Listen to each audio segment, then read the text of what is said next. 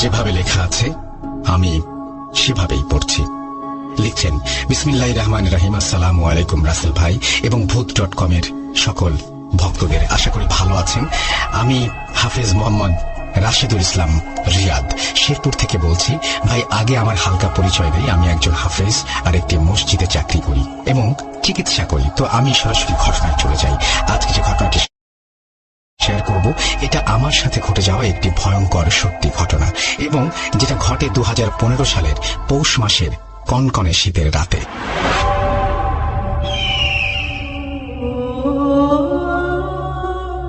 ভাই, আমি 2015-তে সবেমাত্র বিবাহ করেছি আর আমার শ্বশুর বাড়ি নয়াবিল এলাকায়, আর এটা নিয়েই ঘটনা। আমি তখন আমাদের বাজার মসজিদে চাকরি করি। ঘটনার রাতে এশার নামাজ পড়ে একটু আড্ডা দেই। তারপর 11:30 আমি শ্বশুর বাড়িতে যাব বলে ঠিক করি এবং সেটা আমার স্ত্রীকে না বলে, উদ্দেশ্য তাকে সারপ্রাইজ দেব। কিন্তু আমি জানতাম না আমার জন্য রাস্তায় এত বড় সারপ্রাইজ অপেক্ষা করছে। যাই হোক, এবার মূল ঘটনায় আসি। আমার বাসা থেকে আমার শ্বশুর বাড়ি যেতে 2টি রাস্তা, তবে আমি সবসময় মাটির রাস্তা দিয়ে যেতাম, কারণ তাতে কিছুটা সময় বাঁচত। মাটির রাস্তা যেতে প্রায় 1 ঘন্টা সময় লাগতো। তবে একটা কথা, যে সে রাতে মোটামুটি কুয়াশা পড়েছিল আর আমি টর্চ লাইট ছাড়া চলতাম, আর আমার মোবাইলেও টর্চ ছিল না, ডিসপ্লেতে টর্চ অ্যাপ ব্যবহার করতাম। তো চলা শুরু করি গ্রাম অঞ্চল, তাই এতে রাস্তায় কোনো অসুবিধা হয়নি। শুধু আমি আর আমার সাইকেল। আমার স্ত্রীর সাথে ফোনে কথা বলতে থাকি। হঠাৎ আমার ব্যালেন্স শেষ হয়ে যায়। সে ফোন দেয়, কথা চলতে থাকে। যে রাস্তা দিয়ে যেতে হবে খুব নির্জন রাস্তা, মাঝখানে একটা স্কুল আর একটা মসজিদ, বড় লম্বা গোরস্থান। স্কুল মাঠে এসে হঠাৎ চেন পড়ে যায়। তারপর আমি চেনটি তুলি এবং চলতে থাকি। এবার সামনের রাস্তা ইটের ভাঙাচোরা একটা রাস্তা এবং একটা খাল, বড় একটা ব্রিজ থেকে, এখান থেকে মূল ঘটনাটা শুরু। ব্রিজ থেকে নামতে রাস্তার ঢাল, যেহেতু ফোনে কথা বলছি তাই সাইকেল নিয়ে হেঁটে নামি। তারপরে রাস্তার মোড় এবং মোড়ের 100 গজ দূরে জঙ্গল। আমি সাইকেলে উঠবো, এমন সময় চোখ যায় জঙ্গলের দিকে। দেখি একটা সাদা কাপড়ের টুকরা যেন বাতাসে ভেসে এদিকে আসছে। হঠাৎ আমার 10 বা 12 হাত দূরে এসে কাপড়টি নেই। তাকিয়ে দেখি বিশাল বড় কিছু একটা দাঁড়িয়ে আছে, যেটা কিনা 30 সেকেন্ড আগেও ছিল না। আমি এমনিতে ভয় পাই না, তবু কেমন যেন ভয় লাগতে শুরু করলো, কারণ আশেপাশে কোনো বাড়ি ঘর নেই, সামনে ব্রিজ এবং জঙ্গল। আমি স্ত্রীকে বললাম ফোন রাখতে, সে রাখে না। আমিও কাটতে পারছি না, এই ভেবে যে কাটলে আবার যদি ফোন দেয়। হঠাৎ তার ফোনের ব্যালেন্স শেষ। এবার আমার আরো ভয় লাগতে শুরু করলো। কি করব, সামনে যাব না পেছনে যাব, কিছু বুঝতে পারছি না। এদিকে অনবরত কোরআনের আয়াত পড়তে লাগলাম, কিছুতেই কিছু হলো না। এখানে 30 মিনিটের মতো দাঁড়িয়ে আছি। এবার জীবনের আশা ছেড়ে দিয়ে সাইকেলে উঠে আয়াতুল কুরসি পড়ে জোরে জোরে সাইকেল চালিয়ে একেবারে জঙ্গল পার হয়ে কিছু সামনে মসজিদ আর গোরস্থানের দিকে এগোলাম। আমার দম বন্ধ হয়ে আসছিল। আরেকটা কথা বলি, গোরস্থানে দাঁড়াই কারণ আমি এই মসজিদে 6 মাস চাকরি করেছি। আমি এখানে চাকরি করা অবস্থায় মসজিদের পাশের বাড়ির একটা মহিলাকে জিন আসর করে। আমি তাকে ডেকে পাঠাই। বলে রাখি, এই আমার জীবনের প্রথম জিন তাড়ানো, যেটা ছিল আমার অভিজ্ঞতা ছাড়া। সেই জিনকে আমি বলি সে কোথায় থাকে। সে বলল আমি মসজিদের পাশে যে রুমে থাকি তার পাশে একটা গাছে থাকে। পরে আমি যখন গোরস্থান থেকে আবার চলতে শুরু করি, ওই বাড়ির সামনে গিয়ে হঠাৎ আমার অ্যাক্সিডেন্ট হয়, যেটা খুব অদ্ভুত। এই জন্যই মহিলার ঘটনাটি উনি বলেছেন, সেটা তিনি বলছেন। মানে একটি ঘটনার মধ্যে আরেকটি ঘটনা হঠাৎ করে ঢুকে পড়ে আমিও একটু অবাক হয়ে গিয়েছিলাম। যাই হোক, এই কারণে উনি বলেছেন। এবং তিনি বলছেন যে আমি রাস্তায় দাঁড়িয়ে পড়ি, সাইকেল আর মোবাইল পাশের খেতে পড়ে যায়, আমি কোনো ব্যথা পাইনি। যাই হোক, আমি আবার চলতে থাকি। সামনে একটা পরিত্যক্ত বাড়ি এবং বড় পুকুর আর ছোট একটা ব্রিজ পার হয়ে এবার রাস্তা শেষ। ক্ষেতের আইল দিয়ে সাইকেল চালিয়ে কিছু হিন্দু বাড়ি, তারপর তাদের শ্মশান পার হয়ে উঠে এলাম। নলিতা বাড়ি টু নয়াবিল মেইন রোডে আমি এখন। বলে রাখা ভালো যে রাস্তাটা অনেক বড়, কিন্তু এবার আমার আরো বেশি ভয় লাগতে শুরু করে, কারণ আরো 1 কিলোমিটার রাস্তা যেতে হবে, যার কোনো বাড়ি ঘর নেই। যেই সাইকেলে উঠলাম দেখলাম কিছু দূর পরে একটা কুপি বাতি চলছে, অর্থাৎ আগুন চলছে কোনো একটা জায়গায়, ছোট্ট একটা আগুন। একটু সাহস পেলাম, খুব জোরে জোরে সাইকেল চালালাম। আমার মাথা কাজ করছে না। 1 কিলোমিটার আসার পরে দেখলাম রাস্তায় আমার বিপরীত পাশে একটা কলা পাতা এবং তার উপরে একটা ডিম আর একটা মোমবাতি। এই কুয়াশাতে মোমবাতি জ্বলছে, আর যেখানে রাখা আছে সেটা হলো 3 রাস্তার মোড়, যেটা নদীর দিকে গিয়েছে। আমি সাইকেল নিয়ে দাঁড়িয়ে এই দৃশ্য দেখতে লাগলাম। আমি ডিম খেতে খুব ভালোবাসি, তাই আমি চিন্তা করলাম নেমে ডিমটা খেয়ে নেব। নামতে যাব তখন পেছন থেকে কে যেন বলে উঠল, রাশেদ বাড়িতে যাও তাড়াতাড়ি। আমি পেছন ফিরে দেখি কেউ নেই, তবে কে দিল সেই আওয়াজ। আমি আর দেরি না করে বাড়িতে চলে আসি। দরজায় নক করি, আমার স্ত্রী অবাক হয়ে দরজা খুলে দিয়ে বলে, তুমি এত রাতে? আমি বললাম, কয়টা বাজে? সে বলল, 1:20। বলেই সাথে সাথে সে তার নাক চেপে ধরে আর বলে আমাকে গোসল করে আসতে। আমার শরীর থেকে নাকি মানুষ মরার পরে পচন ধরলে যেরকম গন্ধ হয় তেমন গন্ধ আসছিল। সবচেয়ে মজার কাহিনী হলো, পৌষ মাসের শীতের রাতে 1:30 আমি গোসল করি, কিন্তু আমার মনে হয়নি যে এটা শীতকাল। তারপরে আমি জানতে পারি সেটা ছিল অমাবস্যার রাত। যাই হোক, এটাই ছিল আমার সেই রাতে ঘটে যাওয়া ঘটনা। আরো অনেক ঘটনা আছে, যদি বলেন পরে সময় করে পাঠাবো। আমার পক্ষ থেকে এই ঘটনাটা পড়ে শোনালে খুশি হব। এখন আমার কাছে ঢাকা গিয়ে ঘটনা বলা সম্ভব না, পরে একদিন স্টুডিওতে এসে ঘটনা বলবো। এরপরে তিনি তার নাম হাফেজ মোহাম্মদ রাশিদুল ইসলাম রিয়াদ, শেরপুর নলিতাবাড়ি, গ্রাম বনকুড়া, তারপরে মোবাইল নাম্বার শেয়ার করেছেন। তিনি বলেন চাইলে ফোন করতে পারেন। আল্লাহ হাফেজ, ভালো থাকবেন সবাই। রাসেল ভাই, কোনোদিন ইমেল করি নাই, তাই বলছি যদি ঘটনাটা আমার না পেয়ে থাকেন একটু বলবেন।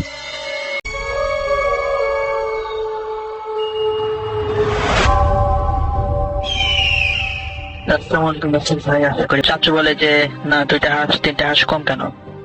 উনি ভাবে যে এরকম কম হইলো হাঁস, তো এটা তো বাবাকে বলাও যাবে না, বাবাকে বললে উনি অনেক বকাঝকা করবে যে ওই পুকুরে হাঁস ছাড়াতে না করছি, তারপর তুমি কেন ছাড়া দিলা। আসলে আমি পুকুরটা বর্ণনা দিয়ে নেই। আমাদের বাসার পাশে পুকুরটা ছিল, এখন আর নাই। ওখানে অনেক বাঁশ ছিল আর কি, সকল কিছু কেটে ফেলা হয়েছে। তো এখানে এখন মানে কোনো পুকুর নাই, ওখানে বালি মাটিতে একদম পুরা করে দেওয়া হয়েছে আর কি, কোনো পুকুর নাই আর কি, আগে ছিল। তো পুকুরটা এরকম ছিল আমার শোনা কথা, আমি অবশ্য দেখি নাই পুকুরটা। তো পুকুরটা অল্প পানি ছিল, বেশি পানি ছিল না, কিন্তু পুকুরটা অনেক বড় ছিল।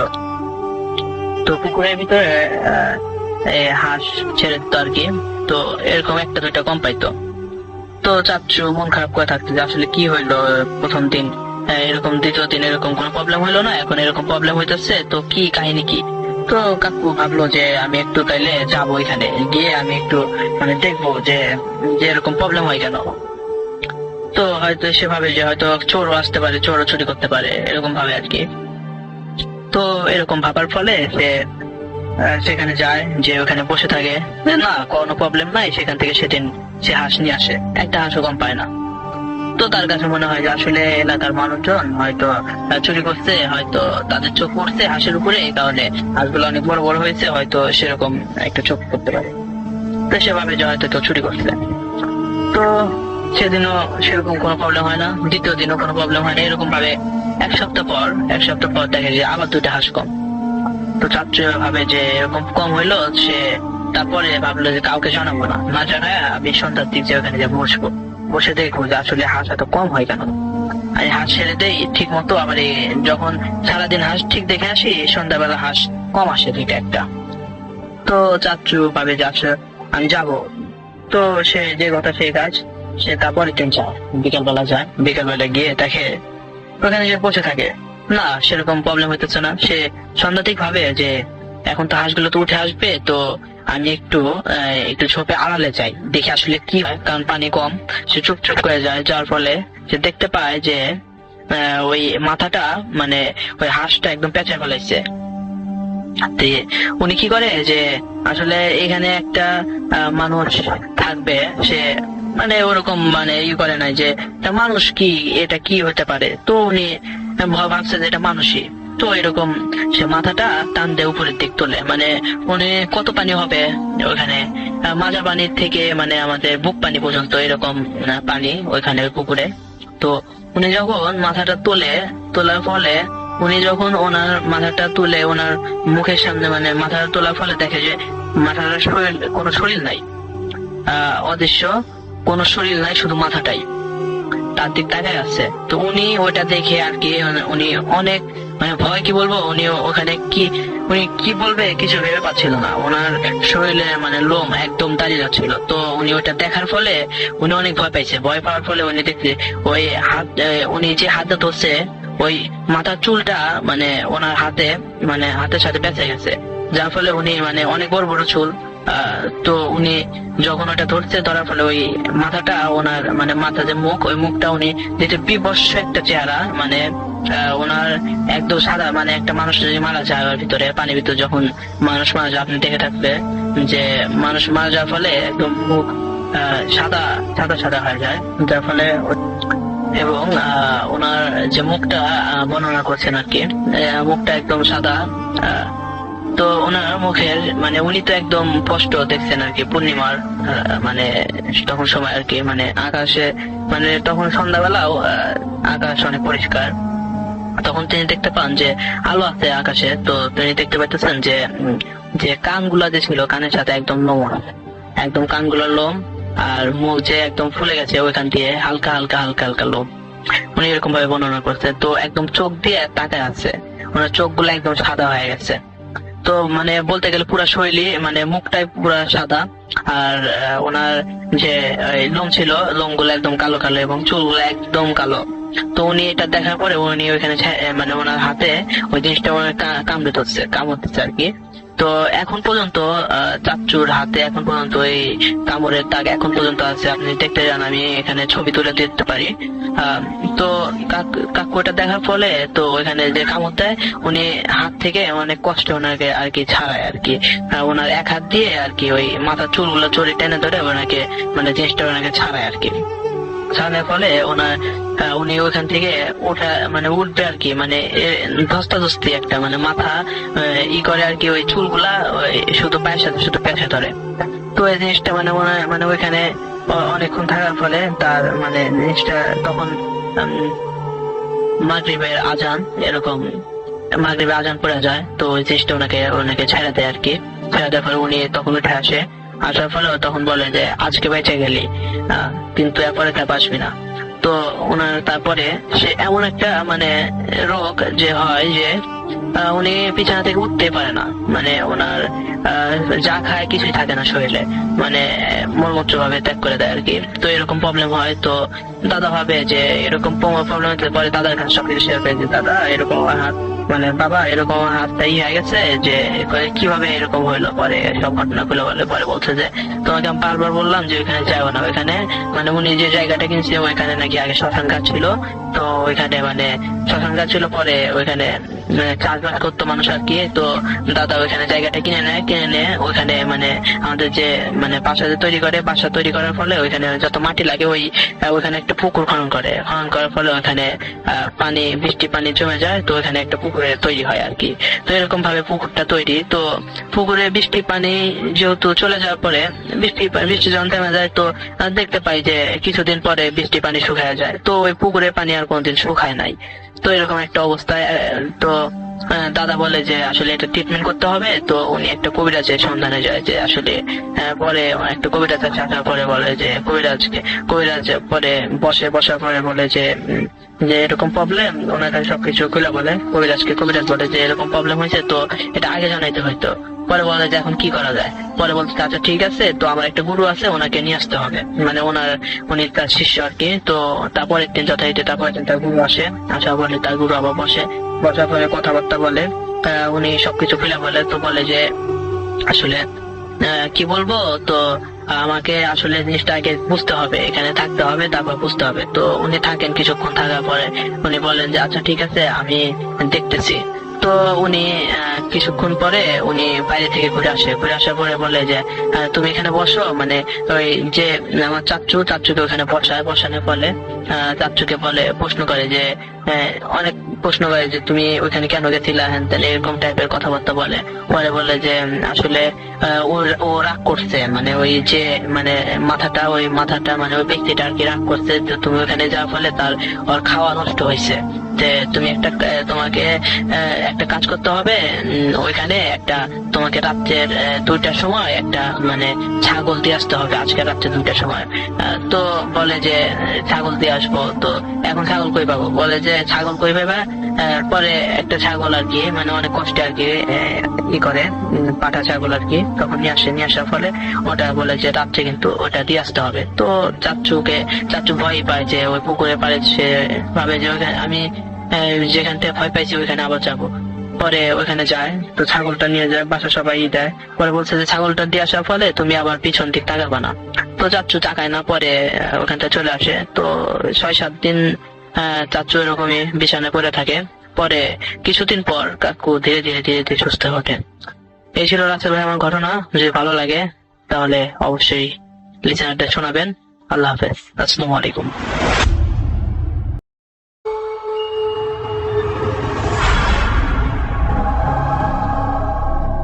যেভাবে লেখা আছে আমি সেভাবেই পড়ছি।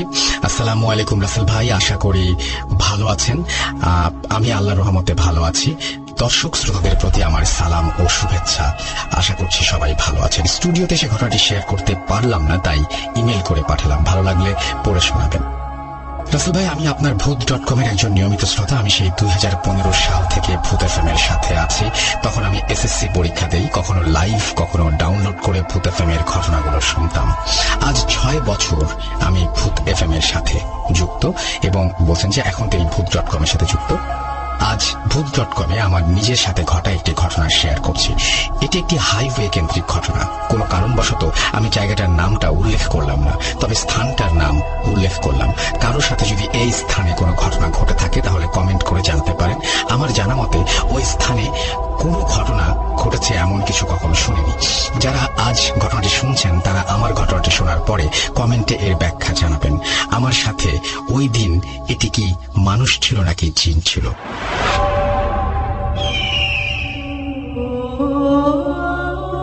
আমি ফেনী জেলা থেকে বলছি।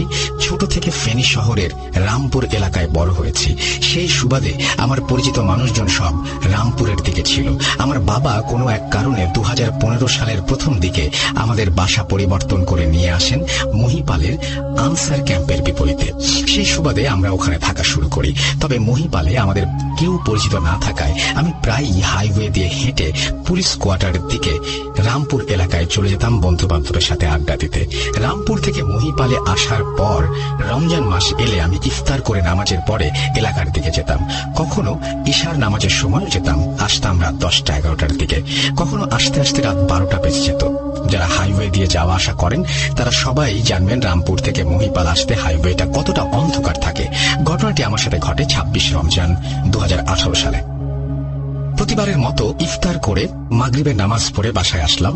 কিছুক্ষণ ওয়াজ গজল শোনার পরে 7টা 25-এ বাসা থেকে বের হলাম এলাকার দিকে যাব বলে। মহিপালে মসজিদ আছে, তবে আমি মহিপালে একটা দিনও তারাবির নামাজ পড়তাম না। শুধুমাত্র 2-4 দিন পড়েছি। বাসা থেকে বের হয়ে হাঁটতে শুরু করলাম। হাঁটতে হাঁটতে মহিপাল চলে এলাম। মহিপাল থেকে হাইওয়ে দিয়ে হাঁটছি। সন্ধ্যার আগে কিছুটা ঝিরিঝিরি বৃষ্টি হয়েছে। তখনও বৃষ্টি হচ্ছিল। আমার গায়ে একটা পাঞ্জাবি, পরনে একটা কালো প্যান্ট। বিজয় সিংহ দিঘির রোডটা পার হতেই দেখি চারিদিকে নীরব। যত সামনে যাচ্ছি আশেপাশে একটি দোকানও খোলা নেই। হাইওয়ের ওপাশে 2-4টা টঙের দোকান ছিল, তাও বন্ধ। কোনো মানুষই নেই। অন্যদিন মানুষের আনাগোনা থাকে, শুধু হাইওয়েতে গাড়ি চলছিল। যদি কোনো ছিনতাইকারী আমাকে ধরতো, চিৎকার করলে ও মানুষ শুনতে পেত না। আমি এক মনে হাঁটতে হাঁটতে চারিপুর স্কুলের সামনে চলে এলাম। তখনও বৃষ্টির ফোঁটা পড়তে লাগলো। মনে মনে ভাবতে লাগলাম, গতকালই তো রামপুর গিয়েছিলাম, তখন এত নীরব ছিল না, দোকানপাট বন্ধ ছিল না, কি ব্যাপার আজ সবকিছু এত নীরব কেন? নিজেকে প্রশ্ন করতে লাগলাম। যাই হোক, আমি চারিপুর স্কুলের সামনে দাঁড়ালাম। রাস্তা পার হওয়ার জন্য সামনের দিকে তাকালাম। হাইওয়ের ওপাশে কোনো দোকানই খোলা নেই, দোকানগুলো সব বন্ধ। 2-1টা মানুষ দেখলাম পুলিশ কোয়ার্টারের রাস্তা থেকে বামে অন্য রাস্তা দিয়ে ঢুকে পড়ল। হাইওয়ে দিয়ে বড় বড় গাড়িগুলো আসা যাওয়া করতে লাগলো।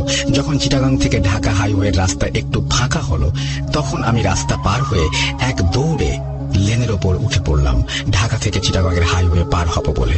সামনে তাকিয়ে আছি, গাড়ি একটু কমলেই আমি পার হয়ে যাব। যখন রাস্তার ওপাশে তাকিয়েছিলাম কাউকে দেখতে পাইনি, শুধুমাত্র একটা রিক্সা দাঁড়িয়েছিল। আমার সামনে দিয়ে একটা বড় লরি চলে গেল। যখন লরি চলে গেল তখন দেখতে পেলাম ওপাশে একটা মহিলা দাঁড়িয়ে আছে। তার 2 হাতে 2টি 50 কেজি চাউলের প্লাস্টিকের বস্তা। তবে বস্তা দুটোতে কি ছিল আমি জানি না। দুটোকে নিয়ে সে দাঁড়িয়ে আছে ঢাকা চিটাগাং হাইওয়ে পার হবে বলে। আমি তার দিকে তাকিয়ে রইলাম। লরিটি যাওয়ার সাথে সাথে সে হাজির। এটা কিভাবে সম্ভব? আমি কিছু মনে করলাম না। তারপর দেখতে বয়স্ক মহিলা, আমি তাকে পার করে দেব ভাবছি। রাস্তা খালি হয়েছে, তবুও আমি রাস্তা পার হইনি। মহিলাটি উপাস থেকে আসতে পারবে তো, এটি ভাবতে ভাবতে দেখলাম মহিলাটি রাস্তা পার হতে লাগলো। রাস্তা পার হয়ে সে আমার সামনে এসে দাঁড়ালো। মহিলার গায়ে একটি কালো বোরকা, মাথায় হিজাব দেয়া। হিজাবটা এত বড় যে তার হাত দুটো দেখা যাচ্ছে না, তার পাও দেখা যাচ্ছে না। উচ্চতা আনুমানিক 4 ফুট হবে। হিজাবের ওপর দিয়ে দেখলাম মাথা থেকে চিবুক পর্যন্ত সাদা একটি চিকন কাপড়ে মোড়া। মহিলাটির সামনে মুখটা কালো কাপড়ে ঢাকা। হাত দুটো বস্তার নিচে রাখলো। বস্তা দুটো রেখে আমার দিকে তাকালো। বিশ্বাস করবেন কিনা জানি না, তখন আশেপাশে কোনো মানুষ ছিল না। আমি মনে মনে ভাবতে লাগলাম, মহিলাটি কে, আমার সামনে এসে কেন দাঁড়ালো? আমি এক দৃষ্টিতে তাকিয়ে রইলাম। মহিলাটির দিকে তাকিয়ে আছি, কিন্তু তার মুখমণ্ডল কিছুই বোঝা যাচ্ছে না। তার মুখটা মনে হলো ফুটবলের মতো গোল, চোখ দুটোও বোঝা যাচ্ছে না। আমি কোনো কিছুকে অস্বাভাবিক মনে করলাম না, একটু ভয় পেলাম, কারণ আমি মনে করছি মহিলাটি আমাকে চেনে। মহিপাল আসার পর রামপুর এলাকায় যেতাম, তা আমার বাসায় কেউ জানতো না। জানলে আমাকে অনেক বকাঝকা করবে, সমস্যা হবে। যদি মহিলাটি আমার চেনা জানা কেউ হয়, তাহলে বাসায় যদি কোনো রিপোর্ট যায়, আমার খবর আছে। বলা নেই কওয়া নেই, মহিলাটি আমাকে জিজ্ঞেস করলো, কই যাস? আমি বললাম, মসজিদে যাচ্ছি। মহিলাটি দ্বিতীয়বার আমাকে জিজ্ঞেস করলো, কই যাস? আমি বললাম, মসজিদে যাচ্ছি। মহিলাটি জিজ্ঞেস করলো, সত্যি করে বল, তুই কই যাস? আমি বললাম, প্রথমে পুলিশ কোয়ার্টারে টেইলার্সের দোকানে যাব, আমার পাঞ্জাবি আছে সেটি আনবো, তারপর মসজিদে যাব। সত্যি বলতে আমি পুলিশ কোয়ার্টারে এক পরিচিত টেইলার্সের কাছে আমার পাঞ্জাবি দেই সেলাই করার জন্য, ঈদের দিন গায়ে দেব বলে। আমি জিজ্ঞেস করতে যাব, আপনি কে, পরিচয়টা দিন। কিন্তু তার আগেই মহিলাটি আমাকে বলল, পাঞ্জাবি দিয়েছিস, ভালো কথা, এখন কেন যাচ্ছিস? অন্য সময় যেতে পারলি না? আমি বললাম, নামাজ পড়তে যাচ্ছি, তাই একেবারে নামাজ পড়ে ফিরবো ভাবছি। হঠাৎ মহিলাটি এগিয়ে বলল, তুই কি আসলে নামাজ পড়তে যাস? আমি বললাম, হ্যাঁ, আমি নামাজ পড়তে যাই। মহিলাটি কিছুক্ষণ নীরব থেকে বলল, আমি জানি তুই নামাজ পড়তে যাস না, তুই শয়তানি করতে যাচ্ছিস। তখনও মহিলাটি রেগেছিল। আমি একটু চমকে বললাম, আপনি কি বলছেন এসব? মহিলাটি বলল, আমি জানি তুই নামাজে যাবি না। আমি মহিলাটির দিকে কথা বলার ভঙ্গি দেখে ভয় পেয়ে গেলাম। মহিলাটি আমাকে প্রথম থেকে যেভাবে কথা বলছে, তার গলার স্বর শুনে বোঝা যাচ্ছে না সে পুরুষ নাকি মহিলা। ভাঙা ভাঙা গলায় পুরুষ মহিলা কণ্ঠ মিলিয়ে কথা বলছে সে। আমি বললাম, সত্যি আমি নামাজে যাচ্ছি। মহিলাটি এবার আমাকে অনেকটা উত্তেজিত হয়ে বলল, তুই এখনো আমার সাথে মিথ্যা বলছিস? তুই নামাজে যাবি না আমি জানি, তুই শয়তানি করতে যাচ্ছিস, তোর জন্য খারাপ কিছু অপেক্ষা করছে, তুই নামাজে না পড়ার কারণে জাহান্নামে যাবি। আমি কিছু বলতে যাব, কিন্তু বললাম না। আমি খুব ভয় পেলাম। মহিলাটি কিছুক্ষণ নীরব থেকে বলল, তুই জাহান্নামে যাবি, তুই জাহান্নামে যাবি। এই কথা বলে কিছুক্ষণ আমার দিকে তাকিয়ে মুখ ফিরিয়ে বস্তা দুটোর হাতে নিয়ে দেখলাম লেন বরাবর হেঁটে ফ্লাইওভারের দিকে চলে যাচ্ছে। কিন্তু চিটাগং থেকে ঢাকা হাইওয়েটা পার হলো না। যখন মহিলাটি হেঁটে যাচ্ছিল, তখন তার পাগুলো দেখা যাচ্ছিল না। মহিলাটিকে দেখে ও তার কথাবার্তা শুনে আমি খুব ভয় পেলাম। সেখান থেকে দ্রুত আমি পুলিশ কোয়ার্টার দিয়ে হেঁটে রামপুর চলে গেলাম। আমার এক ফ্রেন্ডের কাছে ঘটনাটি শেয়ার করি। যারা ফেরি থেকে শুনছেন তারা জানেন, সেদিন তারাবির নামাজের সময় প্রচুর ঝড় হয়েছিল। আমি সেদিন তখন রাত 12টায় বাসায় ফিরি। হাইওয়ে দিয়ে আসিনি, ট্রাঙ্ক রোড দিয়ে মহিপালে সিএনজি দিয়ে এসেছিলাম। আরেকটা কথা সত্যি বলতে, যে এশার নামাজ ও তারাবির নামাজ পড়তাম না আমি। মনে হয় না আমি 2015 থেকে 2018 পর্যন্ত এশার নামাজ তো দূরে থাক, তারাবির নামাজ পড়েছি। যতদিন এলাকায় গিয়েছি শয়তানি করতাম, বন্ধু বান্ধবদের নিয়ে আড্ডা দিতাম। তবে রমজানে ফজর, জোহর, আসর, মাগরিব সব নামাজই পড়তাম। এই ঘটনার পর আমি তার পরের বছর থেকে আর তারাবির নামাজ বাদ দেইনি। এখন নিয়মিত তারাবির নামাজ পড়ি। মহিলাটি কে ছিল, কেনই বা সেদিন আমার কাছে এসেছিল জানি না। সে কি মানুষ নাকি জিন তাও জানি না। শুধু যদি মানুষ হতো, তাহলে আমি কোথায় যাই, নামাজ পড়ি কিনা না পড়ি, সেটা সে কিভাবে জানবে? আর এই কথাটা আমার সব সময় মনে পড়ে, তুই জাহান্নামে যাবি। পরের বছর আমি মহিপালে একজন বড় হুজুরের সাথে ঘটনাটি শেয়ার করি। হুজুর বলেছিলেন, আপনার সাথে যা ঘটেছে তা কোনো মানুষ ছিল না, এটি কোনো ভালো জিন ছিল। আপনি তারাবির নামাজ পড়েন না, তাই আপনাকে সাবধান করতে এসেছিল, যাতে আপনি তারাবির নামাজ পড়েন। হয়তো সে ওই পথ দিয়ে ঘোরাফেরা করে, আপনি ভয় পাবেন না। ঘটনাটি অনেকের কাছে গল্পের মতো মনে হবে। যদি আলিম বা হাফিজ আমার ঘটনাটি শুনেন, তাহলে কমেন্ট করে জানাবেন। তারপরে তিনি তার নাম লিখেছেন, কিন্তু তিনি তার আগেই লিখেছেন, আমি আমার নাম ঠিকানা প্রকাশে অনিচ্ছুক। আমি আপনাকে একটা কথা বলতে চাই। আমি বিজ্ঞ কেউ না, আমি জাস্ট ধারণা করে বলছি, যদিও আমার ধারণার কোনো মূল্য নেই। তারপরে এটা আমার জাস্ট ব্যক্তিগত ধারণা। হতেই তো পারে যে এই মহিলাটি সামহাও, বা এটা হচ্ছে এই মহিলাটি সামহাও আপনার পরিচিত, আপনারই কাছের কেউ, আপনার ওই এলাকার বন্ধু বান্ধবের কেউ, যিনি আপনাকে চেনেন বা সামহাও আপনার এই সম্পর্কে জানেন, তিনি হয়তো আপনার সাথে এরকম করেছেন। এখন কথা হচ্ছে যে পরিচিত মানুষ হঠাৎ করে সামনে এসে আপনাকে এরকম ভাবে বকাঝকা করার কথা না। এটা অনেক সময় এরকম হতে পারে যে বন্ধু বান্ধব সেজে আপনাকে এভাবে ভয় দেখাচ্ছে, বা বন্ধু বান্ধব আবার বোরখা পরে ভয় দেখাবে, সেটাও খুব অদ্ভুত ব্যাপার। এবং আপনি বলছেন 4 ফিট, আপনার বন্ধু বান্ধব কোনো 4 ফিটের কোনো বন্ধু বান্ধব আছে বলতো আমার মনে হয় না। তো যাই হোক, সবকিছু মিলিয়ে ব্যাপারটা একটু গোলমেলে। তবে আমার কাছে খুব অস্বাভাবিক যদিও লাগেনি। আমি এইটা নিয়ে সত্যিই কমেন্ট চাই আপনাদের আজকে। আপনারা কমেন্ট করে জানান যে আপনাদের কাছে এই ঘটনাটি শুনে কি মনে হচ্ছে। আমরা চলে যাব আমাদের পরবর্তী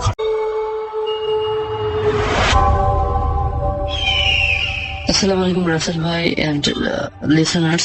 এবং গরমের মাঝামাঝি যে সময়টুকু অর্থাৎ কাল বৈশাখের সময়টুকু, তো আসমান পুরো পরিষ্কার ছিল। একটা মাটির কুঠির, ওটা আগে কখনো ওই কুঠিরটা নোটিস করে নাই, তো আজকে প্রথম দেখলো। তো তার ভাবে হইতে পারে কোনো সময় কেউ, তো যেটা করে তারা সবাই ডাক দেয় ওই কুঠির যে কেউ কি আছেন, একটু আমাদের সাহায্য করুন, আমরা তার মধ্যে বিপদে পড়েছি। তো অনেকক্ষণ নক করার পর একটা মানে অনেক একটা বৃদ্ধা মহিলা বের হয় এবং কর্কশ এবং ভাঙা কণ্ঠে বলে যে তোমরা কারা। তারপর আমার ওই দাদু তার পরিচয় দেন। তো তখন বলে ঠিক আছে তোমরা ভিতরে আসো। ভিতরে আসে যে মেইন রুমটা পকেট থেকে বেরিয়ে জ্বালাইতে যায়। তখন ওই বৃদ্ধা মহিলা বলে খবরদার কোনো আগুন জ্বালিয়ে না, যেমন আছো এরকম থাকো, চুপ করে এখানে বসো, একটু পরে বৃষ্টি কমলে তোমরা চলে যাও। তো তখন ওনাদের এই পাশে রাখি বুড়ি মহিলাটা অন্য একটা রুমে চলে যায়। পাশে দুইটা রুমের ওই বাড়িটা দেখা যাচ্ছিল, এক পাশে মহিলা ছিল আর এক পাশে মহিলাটা চলে যায়। তো তখন আমার ওই দাদুরা ওখানে বসে অপেক্ষা করছিল। এখন দেখতেছে প্রচন্ড বিদ্যুৎ চমকাচ্ছে এবং আলোর ফলে অনেক কি দেখতে পাচ্ছে ঘরের মধ্যে প্রচন্ড প্রাচীন আমলের কি তারপর আপনার বিল্ডিং, যে ঘরের দেওয়ালটায় পাতা লতা ছেকেছে। বাইরের পাশটা মনে হচ্ছিল মাটির, ভিতরে এসে দেখে ইটের, পুরানো ইট এবং খাট যেখানে বসে রয়েছে। ঠিক আছে সবকিছুই পরিষ্কার, বাট দেওয়ালটা প্রচন্ড পুরাতন, বাইরেরটা মাটির, ভিতরেটা ইটের। মানে ওনাদের একটা কনফিউশন সৃষ্টি হচ্ছে। যাই হোক তবু বলতে থাকি যে এবার হালকা একটু আওয়াজ করলে, ঝড়ের একটু আমেজ করলে ওটা দৌড় দেবে। তো তো তারা যেটা নোটিস করে যে হালকা একটু কমছে। তো এখন ওদের উঠবে বলছিল। তো তখন কয়েকটা দেখে যে কয়েকটা লোক দৌড়াদৌড়ি করতেছে।